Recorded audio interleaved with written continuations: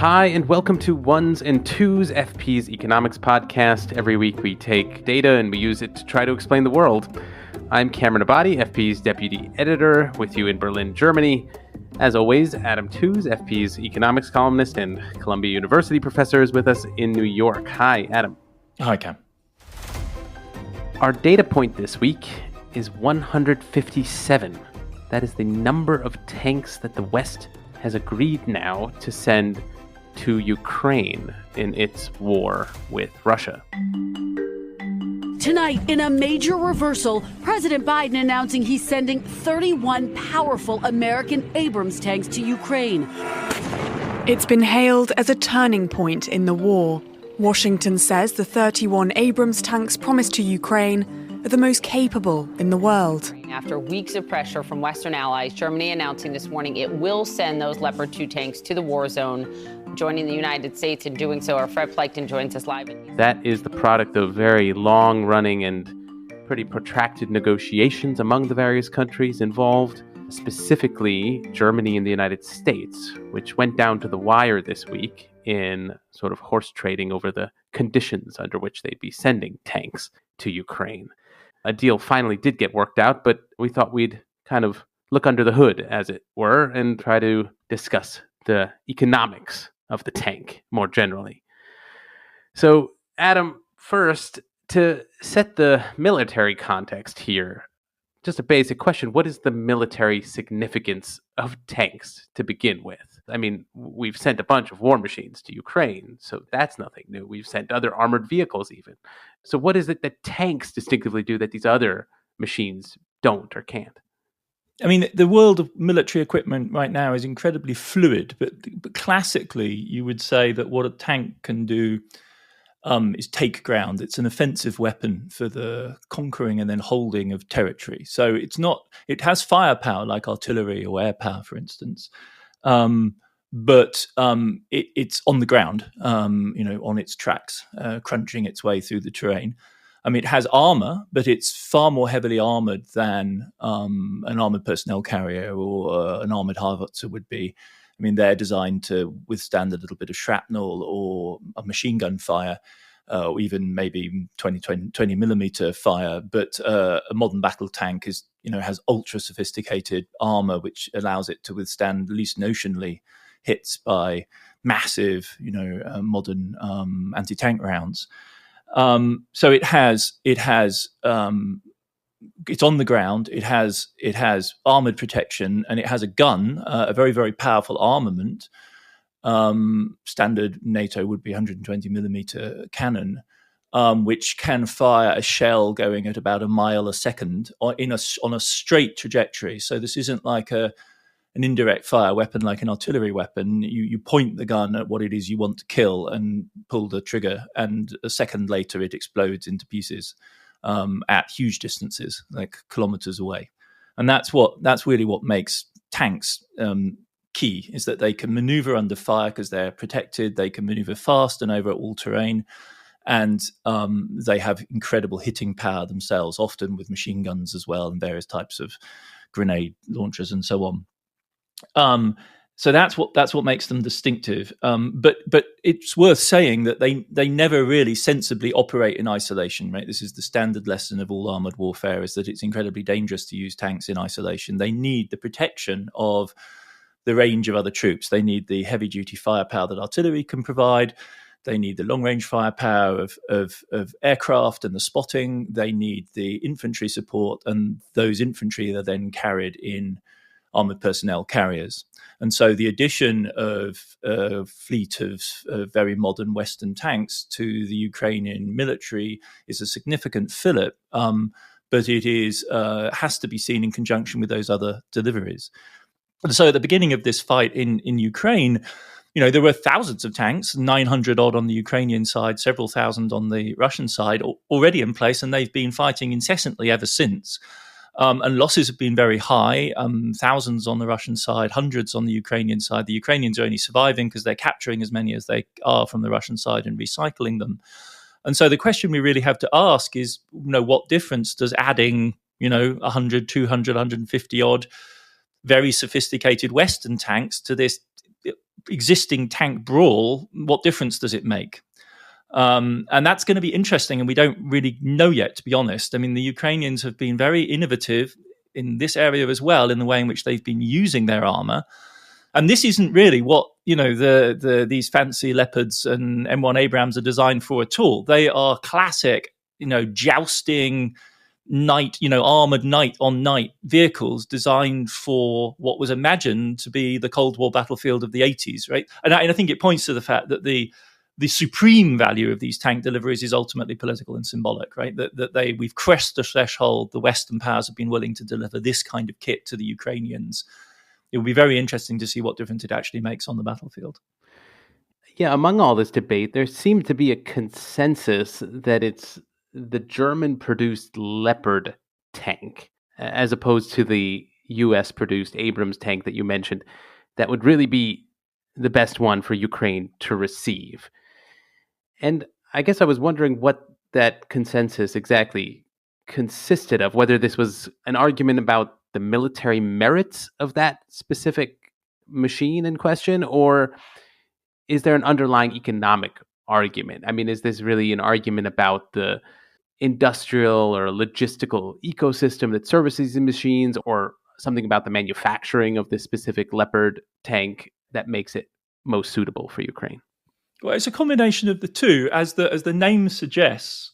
Quite self-consciously, in the 60s, when West Germany was reviving its tank industry after the hiatus of World War II and the defeat, they self-consciously connected to the famous chain of models that were the Panther and the Tiger. And so when Germany started building a new tank, it was the Leopard. The first Leopard 1s came out in the 60s, and the Leopard 2 that we're talking about now is a late 1970s, early 1980s weapon. They're reckoned to offer the best combination of firepower, armored protection, and technological sophistication. And that's what you're looking for in a tank, is a kind of blend, a cocktail of these different attributes. So what is it that really makes a tank more or less popular? One issue is fuel consumption. So the Leopard is a classic diesel-driven vehicle, very, very powerful diesel, 1,500 horsepower, something like that.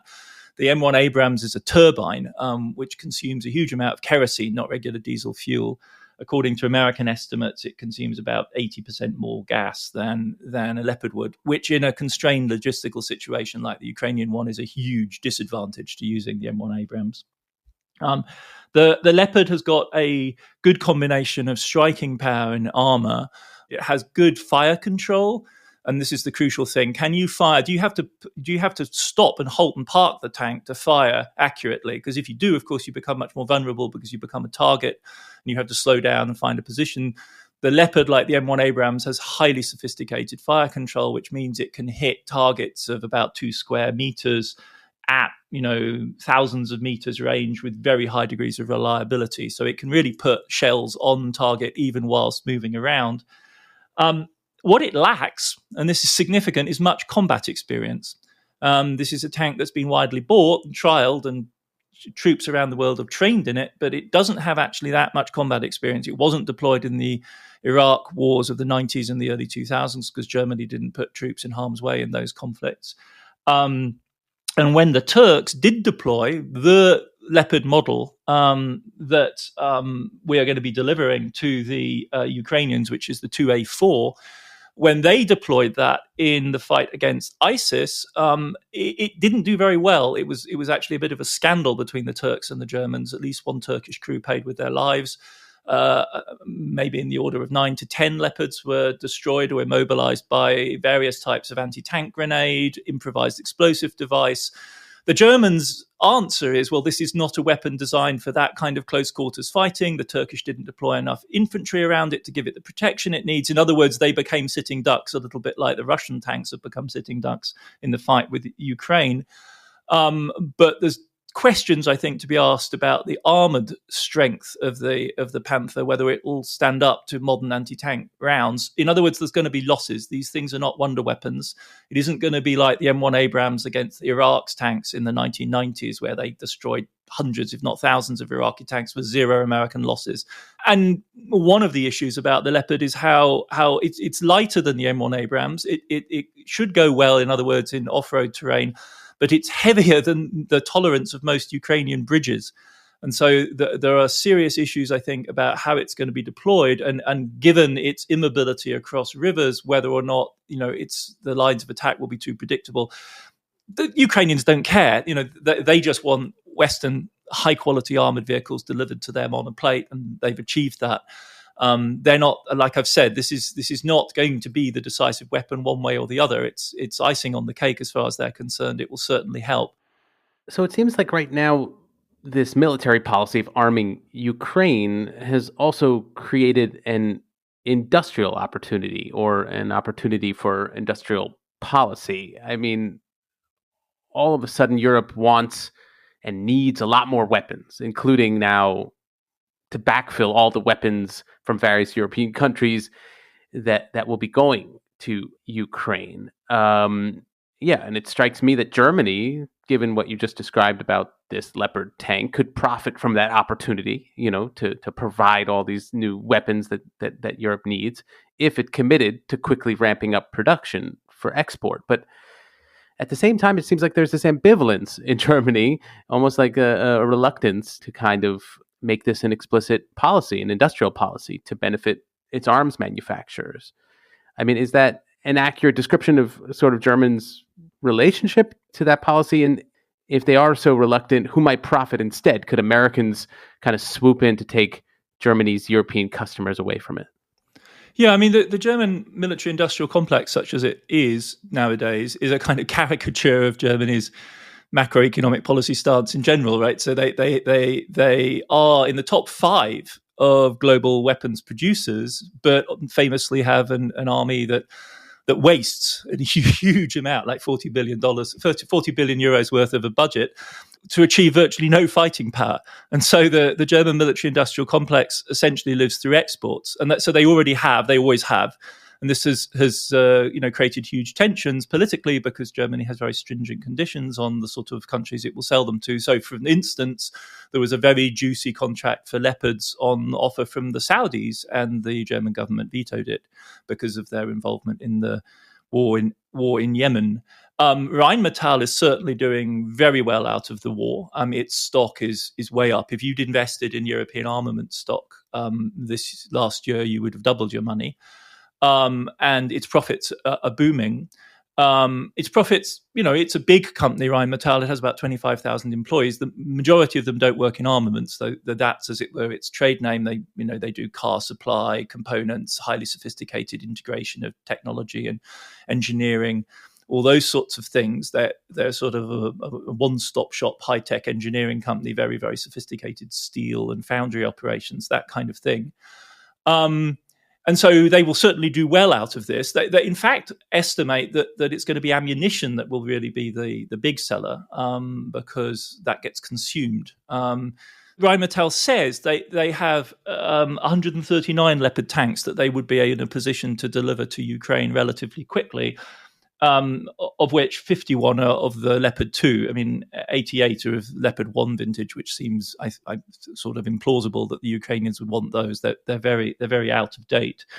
And they think they could probably produce about 30 of the Leopard 2A4 tanks by April or May.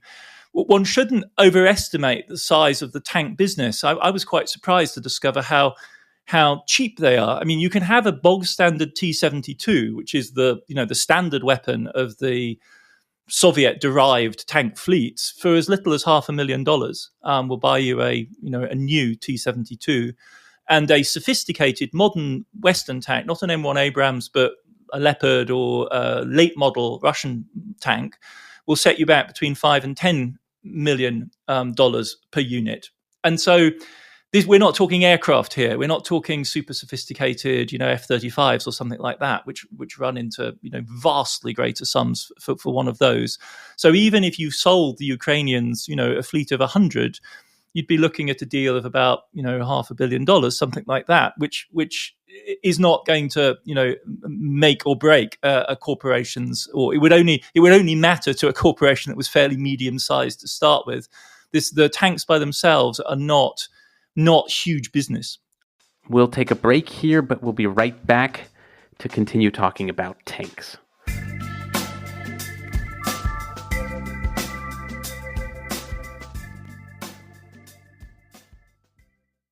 Okay, we're back, and we're still talking about tanks. So, this very protracted debate about providing tanks to Ukraine, all of this diplomacy that was happening between various governments about providing these tanks, it got me wondering, why aren't there other sort of private sector financial solutions to the kind of problem that Ukraine is facing, of procuring military equipment? I mean, we're talking about a country whose existence is at stake, and other neighboring countries have also declared, this threat from Russia to be a vital national interest of their own. So I'd imagine there are just kind of few limits to the spending they'd be prepared to undertake to get their hands on the necessary military equipment. So if Germany was being intransigent these, past couple weeks, reluctant to provide military equipment, why don't kind of other private manufacturers step in to innovate, develop customized tanks maybe for this kind of war? I mean, what are the bottlenecks to innovation in this kind of situation? It's a fascinating question. It really got me sort of scurrying around to some corners of the internet I didn't expect to end up in. First of all, you're absolutely right. Ukraine's situation is desperate. It's desperate in several different respects at once, right? So it's not just struggling on the battlefield, it's also struggling for economic and financial survival. So Ukraine is not an actor with an unlimited budget. As much as you might want to adopt a sort of Keynesian position that they can afford anything they can do, they are powerfully constrained by financing, by getting hands on dollars and funding, other than in the official channels of the aid programs coming from the United States and Europe and their friends. So there is, in fact, a very lively Ukrainian private arms purchasing operation going on, animated by the Ukrainian government itself and by a lively undergrowth of private arms dealers or would-be arms dealers who scent the chance of an opportunity here. But it is 2 orders of magnitude smaller than the big national programs being announced by the US. So I think the State Department has authorized in the order of about $300 million worth of private-led arms deals for Ukraine. So that is Ukrainian government money throwing through private channels to brokers who then, for instance, have scurried up a big consignment of former Soviet ammunition somewhere, or some tanks in Bulgaria that might be available for purchase. And those deals are being brokered by private dealers. The American government machinery is being very expeditious in issuing new licenses to people that want to make those kind of deals. And the market is there, but it's 300 million as opposed to 30 billion, right? So it's 1% of the scale of the effort being made at the national level. Why this disproportion? Because fundamentally the armaments business is a government-controlled business. It's a government-controlled private business. It is the military-industrial complex, right? This weird sort of amalgam of government money for the greatest interests of state, national security, flowing into unambiguously private profit-making, profit-incentivized businesses by way of middlemen and middlewomen, intermediaries that charge a commission in between. And that business is very tightly regulated for something politically visible like this. That doesn't mean that there isn't an undergrowth, but for the big deals, it's quite tightly regulated. You need end user certificates. You need to know where the stuff is going. You need to know where it's coming from. The American State Department apparently will engage in a degree of leeway where, as long as you're honest with them about the channels through which you intend to move the stuff, they don't mind you issuing false end-user certificates to people you're buying it from. But you have to be honest with them about the channel it's going through. So you can tell the Bulgarians it's going to Poland when everyone knows it's going to Ukraine. But as long as you tell the Americans it's going to Ukraine, ultimately, you're not going to get prosecuted.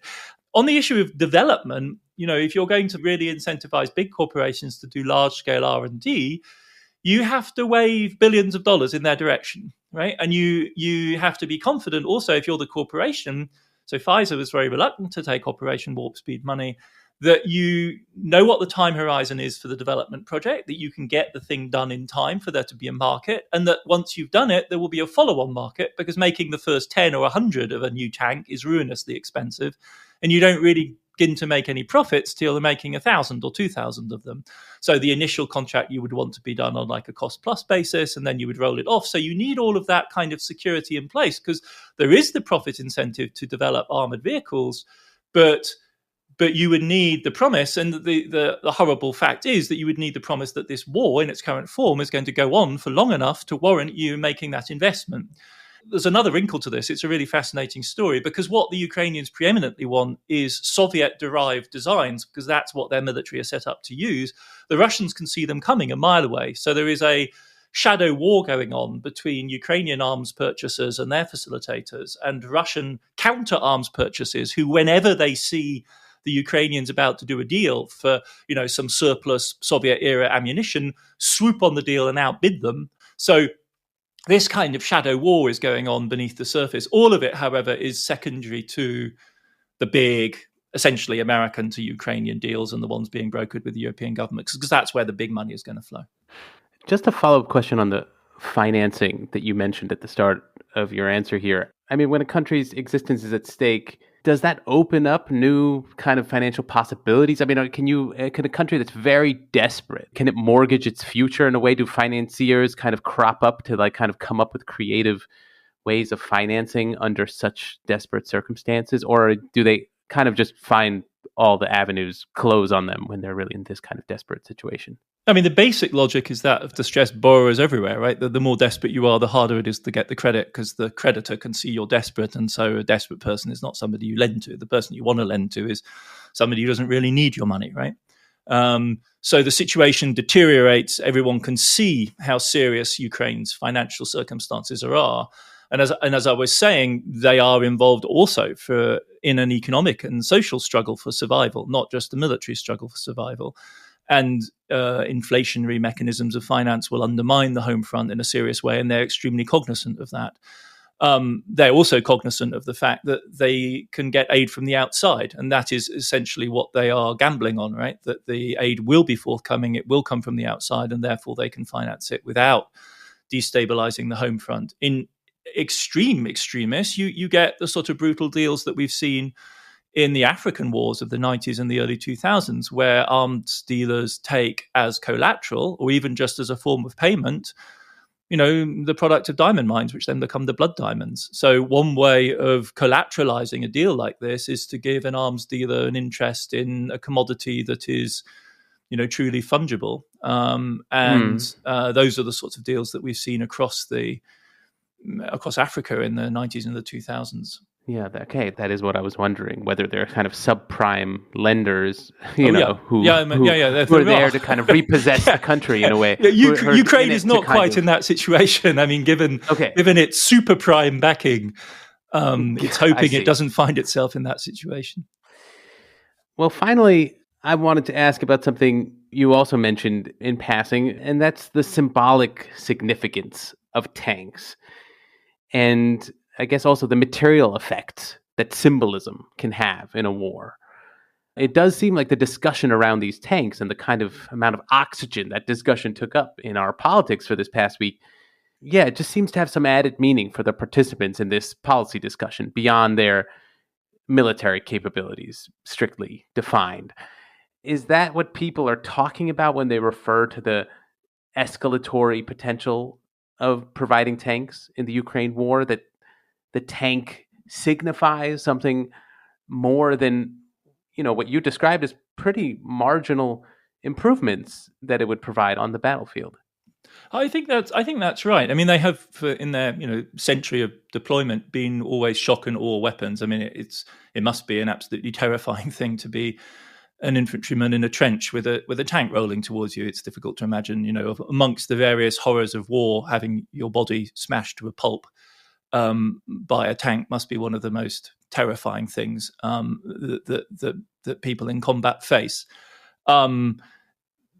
It's not by accident, I think, that so many of the memorials to World War II feature tanks. If you think about the Soviet war memorials in Berlin on Unter den Linden, that they have T-34s on them, not pictures of soldiers, not statues of soldiers, but just the tank. Many Allied war memorials on the Western Front in Normandy or on the route to Germany have rusting, Shermans dotting the way. So they're kind of like the man in armor, right? The knight in armor of the modern era. We know there are men inside and vulnerable flesh that can be burned and crushed and torn to pieces, but at that moment they are men, overwhelmingly men in an armored vehicle, and that vehicle then stands in. But it's distorting. It's distorting in a double sense, right? It's distorting because then one tends to identify, as I just have in a sense, with the vulnerable human flesh that faces these vehicles. And in the Ukrainian case, what we've seen is this extraordinary identification, this extraordinary potency of the story of the Ukrainian use of anti-tank missiles, where you have a bunch of fighters with a missile that launch this at the tank, and then the tank explodes, and there's a sort of cheer. And you see this also in ISIS videos of the same sort of thing, right? There's this human against machine kind of drama that is enacted, which is totally distorting of what's actually been going on in the Ukrainian war, because the Ukrainians have got tanks and used them extensively. And it's not as though we are now finally supplying them with tanks. They, previously were fighting just with rockets against Russian tanks. It's also distorting in the sense that many tanks now fire rockets at other tanks. So it isn't just, the infantry rocket combination versus the tank is not an accurate description of what's been going on there. And so, as we're saying, we're just adding some Western tanks to an existing Ukrainian tank fleet. And the second thing is that I think it's widely agreed that the main killer in modern warfare, really from World War I onwards and before, but still today, is artillery. Whether it's HIMARS, whether it's rocket artillery, or whether it's or conventional, howitzers, whether they're on tracks or not, 155 millimeter howitzers. I mean, they are actually doing most of the killing. And people aren't putting artillery pieces on monuments, right? They are, as it were, the unsung heroes is perhaps the right word, perhaps not, of this war. And to my mind, therefore, we should not anticipate that the deployment of these tanks will have the same impact as the deployment of HIMARS did, the rocket artillery system, which for a while at least really quite fundamentally changed the momentum of the front, because the Russians had not adjusted to the range of this very precise weapon. And it's possible that in the coming year, the deployment of Army tactical missile systems, this ATACMS system, which has much longer range, could make a more dramatic impression on the battlefield than this small fleet of tanks that we've finally approved. Okay, we will leave the conversation there for now. Ones and Tooze is written and edited by me, Cameron Abadi, along with Adam Tooze. It is produced by Laura Rossbrow-Tellem and Rob Sachs. Our social media manager is Claudia Tatey. The executive editor of FP Podcasts is Dan Efron. This show is made possible through the support of foreign policy readers. If you're interested not just in Adam Tooze, but news and analysis from around the world, consider subscribing. Ones and Tooze listeners even get a 15% discount. Just go to foreignpolicy.com/subscribe and use the promo code TOOZE at checkout. That is TOOZE. And listeners, as always, we love hearing your feedback. You can send us voice messages on the Ones and Tooze homepage on foreignpolicy.com, or you can email us, podcasts@foreignpolicy.com, or tweet us. That's at Ones and Tooze Pod. Thanks very much for listening, and we will see you back in your feed next week.